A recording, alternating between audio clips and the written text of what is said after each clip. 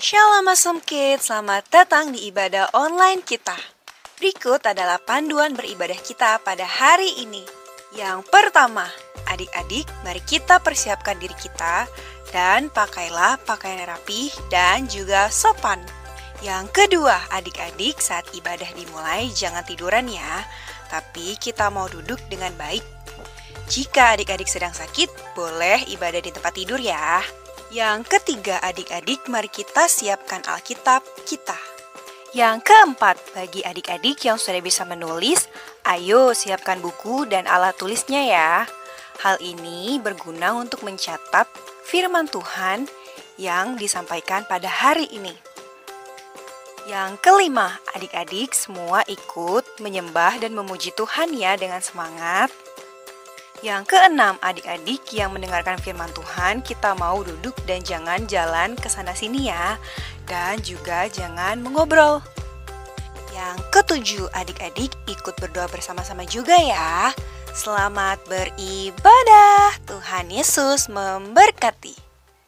Shalom adik-adik, selamat datang kembali di ibadah Awesome Kids.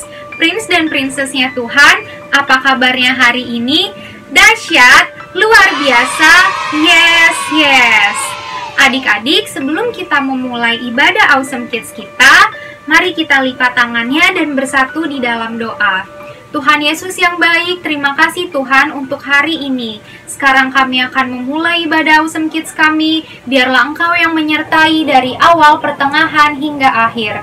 Terima kasih Tuhan, di dalam nama-Mu kami sudah berdoa dan mengucap syukur. Haleluya, amin.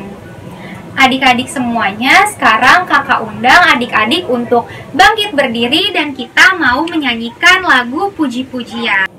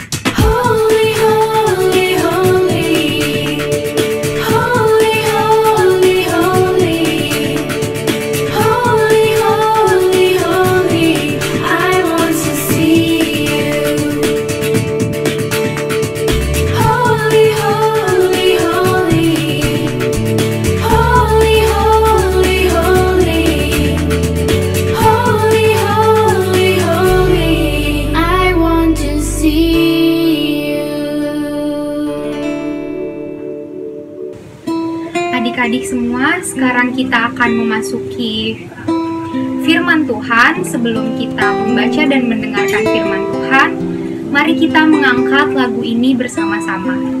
Seperti Bapa sayang anaknya.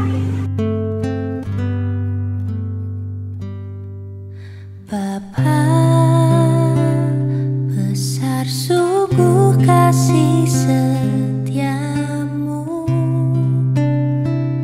nyata sungguh perlindunganmu, tak satu kuasa mampu pisahkan aku dari kasih-Mu.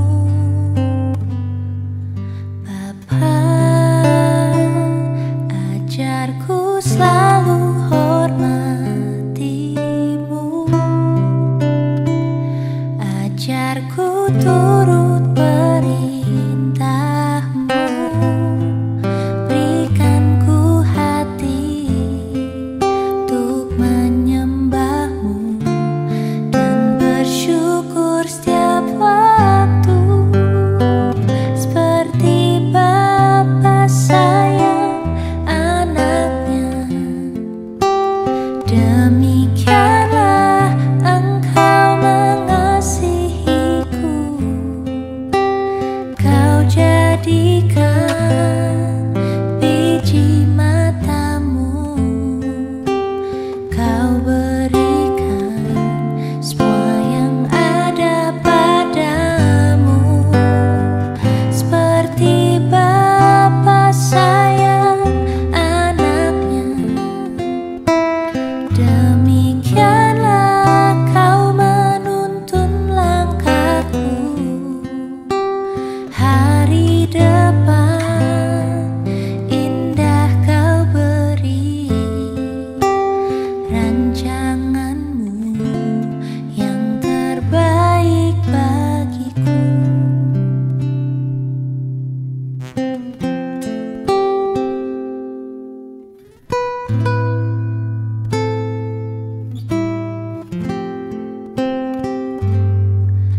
Bapa, ajarku selalu hormati-Mu, ajarku turut perintah-Mu, berikan ku hati untuk menyembah-Mu dan bersyukur setiap waktu, seperti Bapa sayang anaknya. Demikianlah Engkau mengasihiku, Kau jadikan biji mata-Mu, Kau berikan semua yang ada padamu, seperti Bapa sayang anaknya. Demikianlah Kau menuntun langkahku, hari depan indah Kau beri, rancangan-Mu yang terbaik bagiku.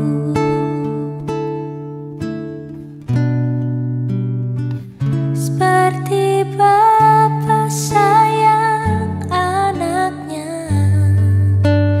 Demikianlah Kau menuntun langkahku, hari depan indah Kau beri, rancangan-Mu yang terbaik bagiku. Hari depan indah Kau beri, rancangan-Mu yang terbaik bagiku. Adik-adik, mari kita bersatu di dalam doa. Tuhan Tuhan Yesus, terima kasih Tuhan atas hari ini. Sekarang Tuhan, kami akan mendengarkan firman-Mu. Biarlah Engkau yang memberkati, berikan kami hati untuk mendengar Tuhan Yesus. Terima kasih Tuhan, di dalam nama-Mu kami sudah berdoa dan mengucap syukur. Haleluya, amin.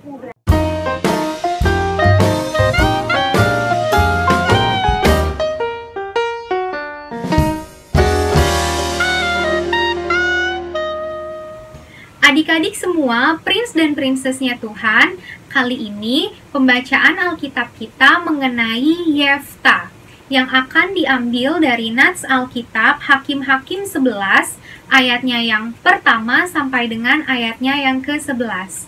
Ayo kita bacakan bersama-sama ya. Yefta dan Gilead. Adapun Yefta, orang Gilead itu, adalah seorang pahlawan yang gagah perkasa. Tetapi ia anak seorang perempuan sundal. Ayah Yefta ialah Gilead. Juga istri Gilead melahirkan anak-anak lelaki baginya. Setelah besar anak-anak istrinya ini, maka mereka mengusir Yefta. Katanya kepadanya, "Engkau tidak mendapat milik pusaka dalam keluarga kami, sebab engkau anak dari perempuan lain." Maka larilah Yefta dari saudara-saudaranya itu dan diam di tanah Tob. Di sana berkumpullah kepadanya petualang-petualang yang pergi merampok bersama-sama dengan dia. Beberapa waktu kemudian, Bani Amon berperang melawan orang Israel. Dan ketika Bani Amon itu berperang melawan orang Israel, pergilah para tua-tua Gilead menjemput Yefta dari tanah Tob. Kata mereka kepada Yefta, "Mari, jadilah panglima kami dan biarlah kami berperang melawan Bani Amon." Tetapi kata Yefta kepada para tua-tua Gilead itu, "Bukankah kamu sendiri yang membenci aku dan mengusir aku dari keluargaku? Mengapa kamu datang sekarang kepadaku pada waktu kamu terdesak?"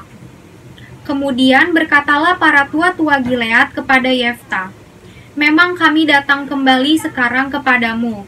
Ikutilah kami dan berperanglah melawan Bani Amon.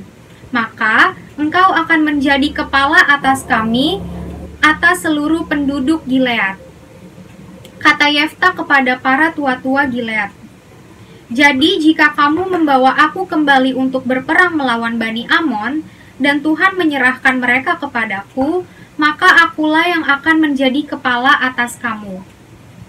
Lalu kata para tua-tua Gilead kepada Yefta, "Demi Tuhan yang mendengarkannya sebagai saksi antara kita, kami akan berbuat seperti katamu itu." Maka Yefta ikut dengan para tua-tua Gilead, lalu bangsa itu mengangkat dia menjadi kepala dan panglima mereka. Tetapi Yefta membawa seluruh perkaranya itu ke hadapan Tuhan di Mispa. Nah, adik-adik yang dikasihi oleh Tuhan, firman Tuhan kali ini berbicara mengenai Yefta. Jadi, adik-adik, Yefta adalah seorang pahlawan yang gagah berani. Nama ayahnya adalah Gilead, dan ibunya adalah perempuan yang tidak baik. Nah, oleh karena itu, Yefta diperlakukan dengan tidak baik oleh saudara-saudaranya. Yefta diusir dan saudara-saudaranya berkata bahwa Yefta tidak berhak atas milik pusaka dari keluarga ini karena ibunya adalah seorang perempuan yang tidak baik. Untuk itu, Yefta pergi mengembara dan akhirnya Yefta menjadi perampok. Pada suatu hari, Bani Amon berperang melawan bangsa Israel. Untuk itu, bangsa Israel memerlukan pemimpin. Nah, para tua-tua Gilead pergi mencari Yefta dan meminta Yefta untuk memimpin bangsa Israel di dalam perang. Setelah mereka berdialog, akhirnya Yefta setuju. Nah, adik-adik, di sini kita dapat temukan bahwa pada awalnya Yefta melupakan jati dirinya. Yefta lupa bahwa ia adalah seorang pahlawan yang gagah berani. Karena ia lupa akan jati dirinya, ia malah pergi menjadi perampok. Nah, adik-adik, terkadang kita juga melupakan jati diri kita karena masalah-masalah yang terjadi di sekitar kita. Kita lupa bahwa sesungguhnya kita adalah warga kerajaan sorga. Kita adalah anak-anak Allah.